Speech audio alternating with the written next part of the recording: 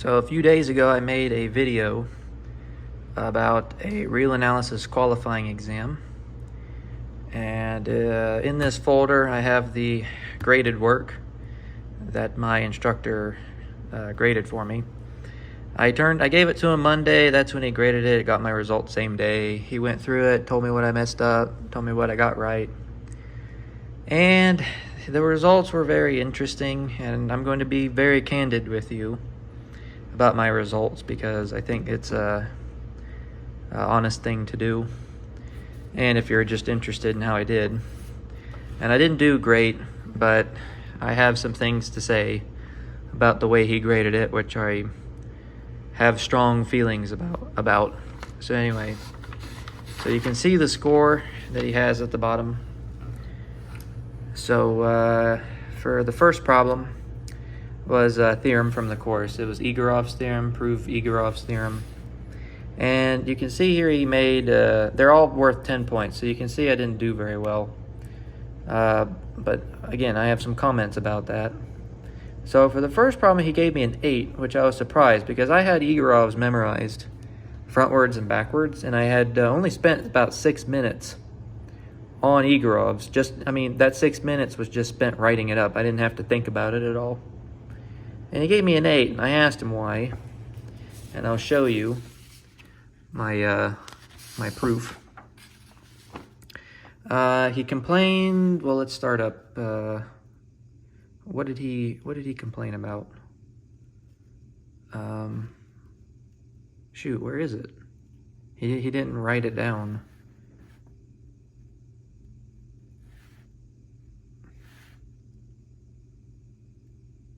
Now I'm confused.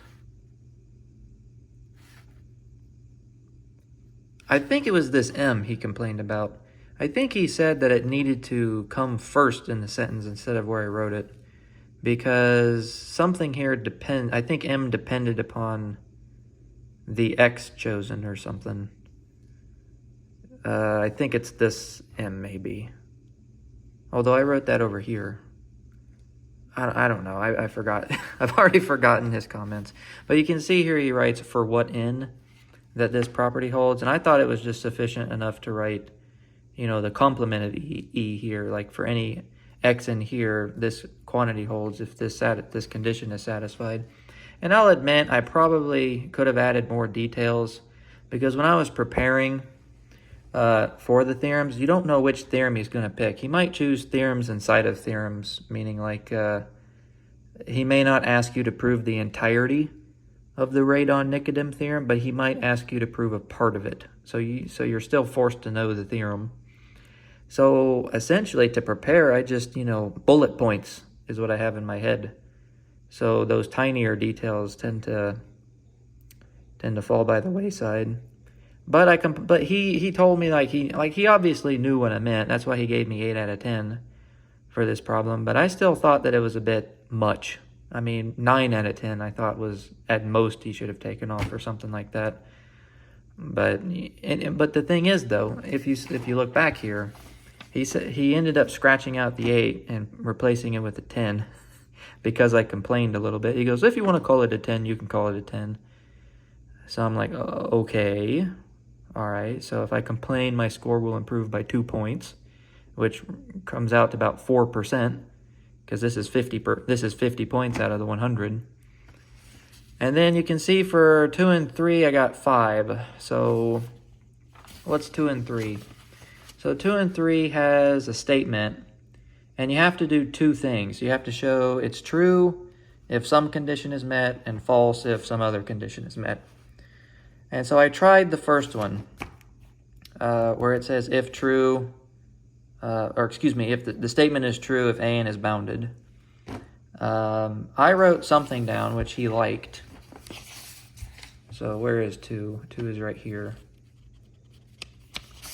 2 is right here. So pretty much everything that you see on the screen right now, he had no problems with. He says everything here is perfect. And then you get down to here, and then I wrote something.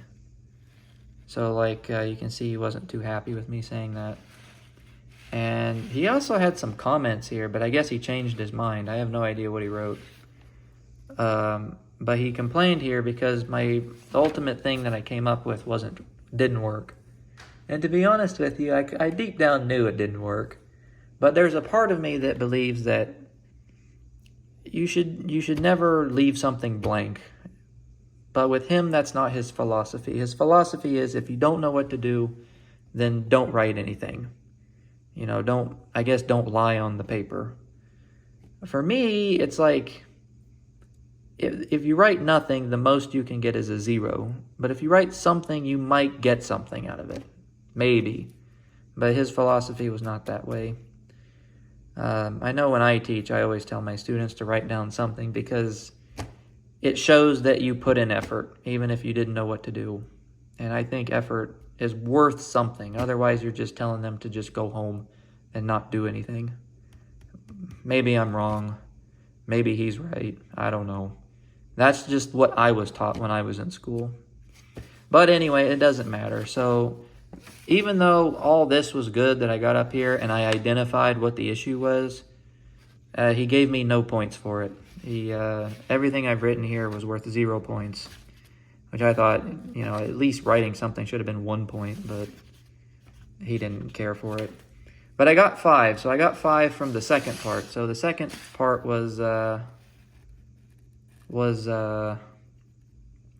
show it's false if AN diverges. And I came up with a nice counterexample. I remember practicing a problem very similar to what I ended up using here. So I had that readily available in my mind when I read the statement, and it did end up working. So I was able to get 5 points from there. So that part was worth 5 points. So I got something. So I got full credit for part 2. And then question 3 was a similar situation. It was a 2-parter, and I tried part 1, got 0 on it. Tried part 2, got full credit. Let's see here. Problem number 3. So problem 3 took up 3 pages. So what did he complain about? So I wrote down the claim. You can read it there. That's what we want to show. Oh, wait, this is the one I was confused about. This was the one, okay, so in Egorov's, I was thinking about an M dependent upon an X. It was actually problem 3, I was confused. So here he writes almost all X, and then he says that's not what is used, and the way it is written, it is false.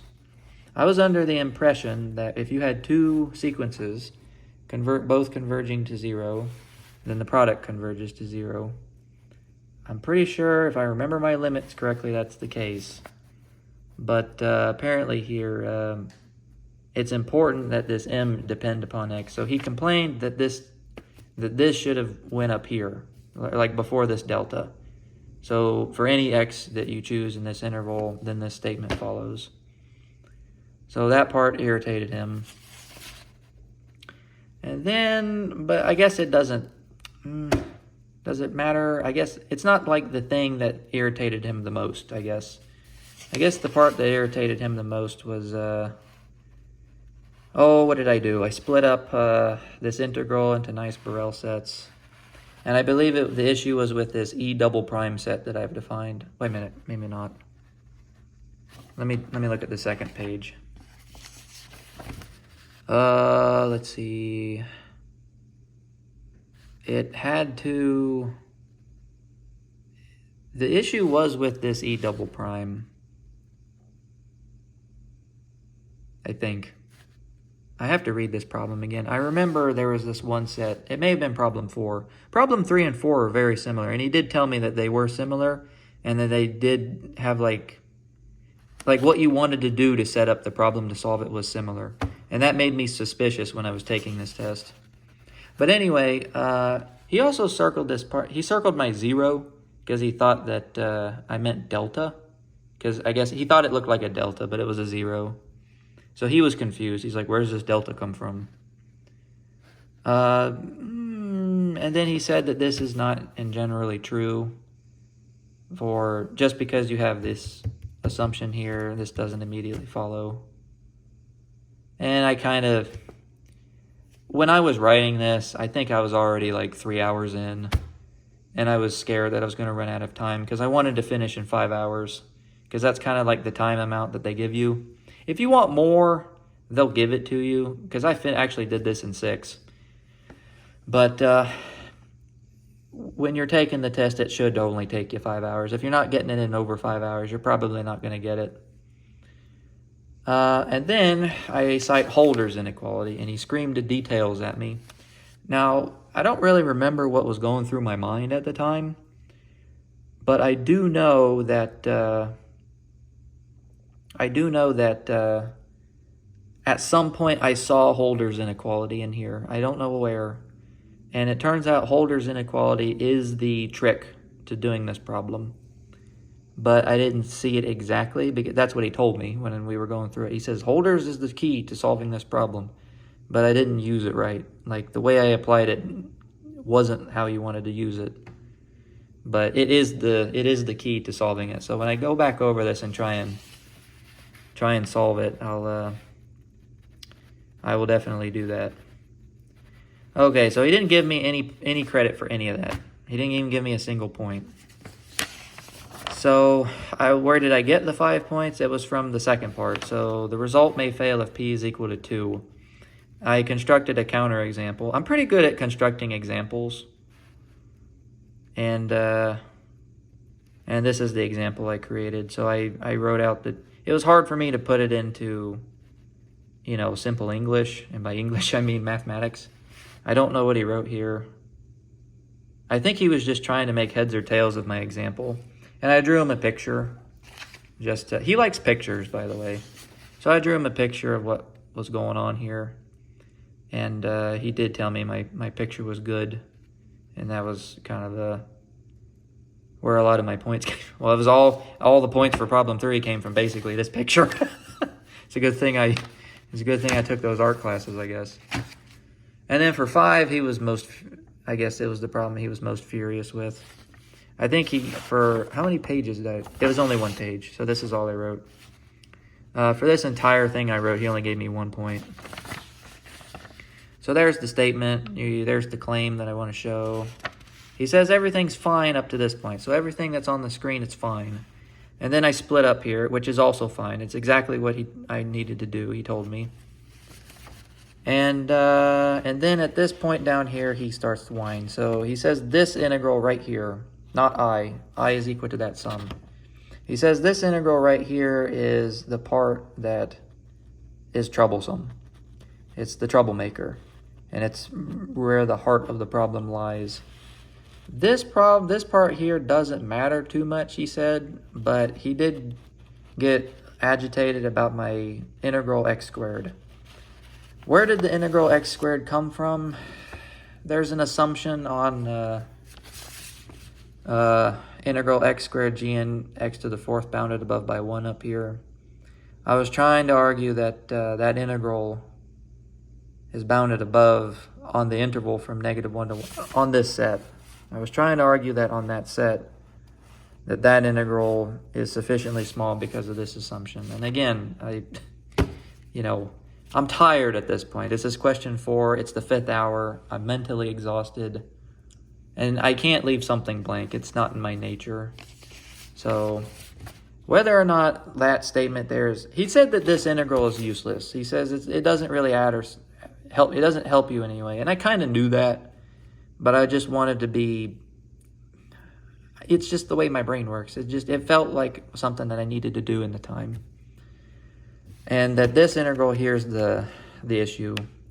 And what I wanted to do was take both of these integrals and find some upper bound for them here to get, a sufficiently tiny epsilon so that my result held, but that didn't happen.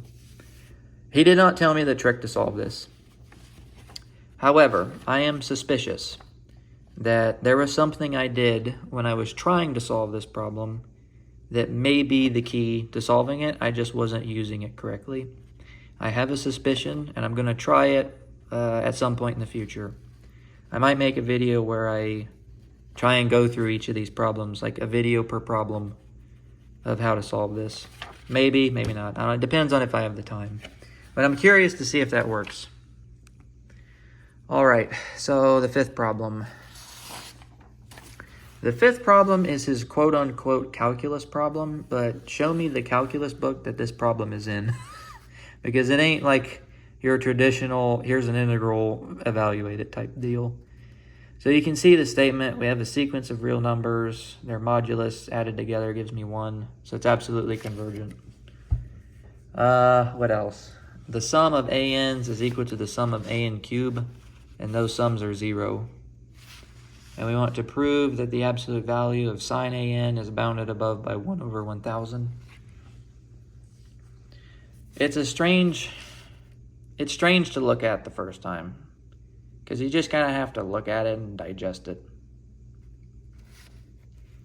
But he did say that I knew how to solve it, I just didn't execute it right. And he ended up giving me 2 points out of 10, just for identifying the right technique, but not applying it. And he says my first mistake is at the very first line here, because by bounding and above by applying triangle inequality, I've bitten off more than I can chew. He says I need to play inside the inequality first and then do triangle inequality, because when you play inside the inequality first, you'll have this cancellation property up here. So you do that, and then you can find the bound. But he said that I knew, I complained. I remember going through this problem with him, and I complained at him. I said, I literally said, where's this, what calculus problem is this? Is this calculus 7 that I never took? And then he said, yeah, but you knew what you needed to do. You just didn't do it right. So what's useful here is that when you're near 0, and you know you're going to be near 0, otherwise this series doesn't converge, x behaves like sine x. So what I mean by that is that the sequence AN behaves like sine of AN, or vice versa. So I make that statement here. So what do we have? I drew a line here. I guess I changed my mind about something. Pick n so large such that this tail is less than 1 over 2,000. So I remember my technique. I took the series and I split it into 2 pieces. So the tail end I wanted sufficiently small, which is fine. You can do that. You can do that because the series converges. You can find an n big enough where you can do that. And I wanted to do something like this, which I think is okay. I don't know why it wouldn't be. And I needed to show this. I don't think you can show this.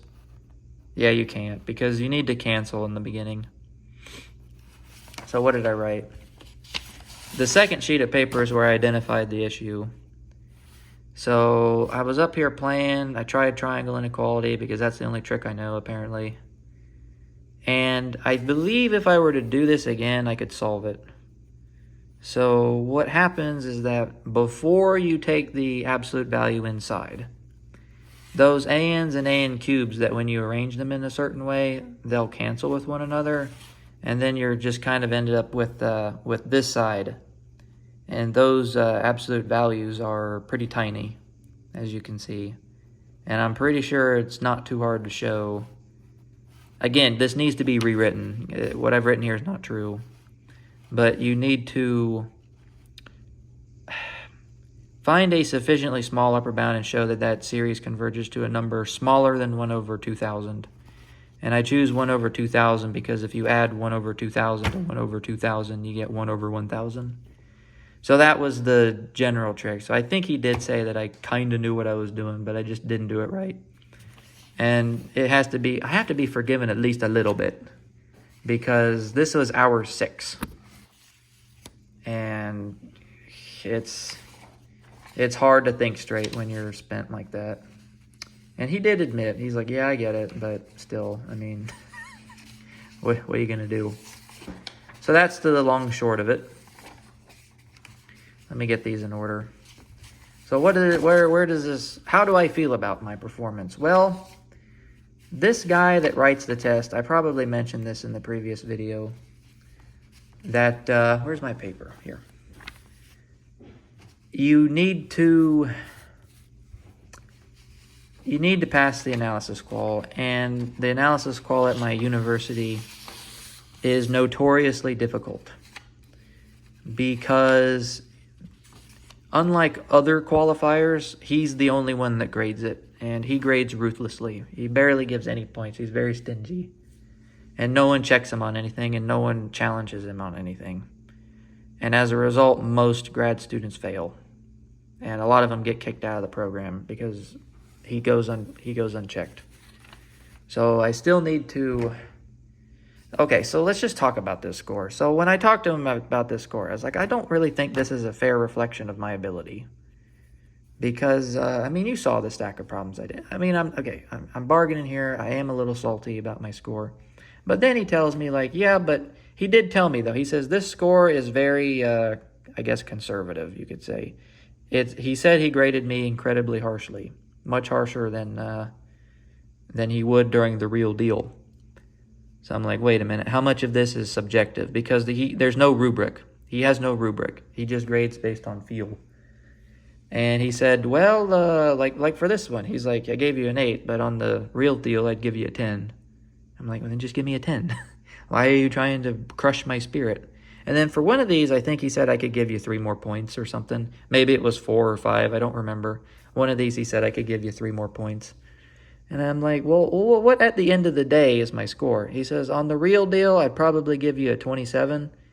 And then when he accumulates the score, he said it would behave like a 30. And at this point, I'm like, okay, so did I get a 21 or did I get a 30? Because that's a difference of 20 percentage points because it's out of 50. And the complex part makes up... I'm just ranting here. I need to stop ranting and complaining. But... I was hoping to get at minimum 60 on this thing. That was my goal, get 60%. Because I have a reasonable feel. The complex portion is easier. And I think I can do all of the complex analysis problems. And if I do that plus the 60% on this thing, I'll pass and I won't have to worry about this anymore. So that's how I feel. So I have mixed emotions about this test. I'm going to go back over it and do the problems. I mean, I've been practicing my butt off for this. I just want to be done with it because, I mean, look at how much. Look at this. Look at how much I have prepared for this dumb test and how much it doesn't really matter. I made a list of, I know I've already showed you guys this, but I made a list of things like don't forget this. I might, during the actual test, take out a sheet of paper and just write all this stuff down just so that I don't forget it. Because there's a lot, because these are like the tricks that I've seen that show up a lot. And I have a second page. So like try using fx equals sum of characteristic functions. That tends to be kind of useful. Don't forget what regularity is. Don't forget about Fubini theorem, mean value theorem. Don't forget about the covering lemmas. Instead of showing something's convergent, try showing that it's Cauchy in a complete metric space. So yeah, those I might try and do this because I'm always afraid that I'm going to forget something like 2 + 2. It's not going to be that simple, but sometimes you forget the basics. And the basics are the things that I really, really, really don't want to forget. Anyway, that is the game. See how many points you can get and try not to be a complete total failure.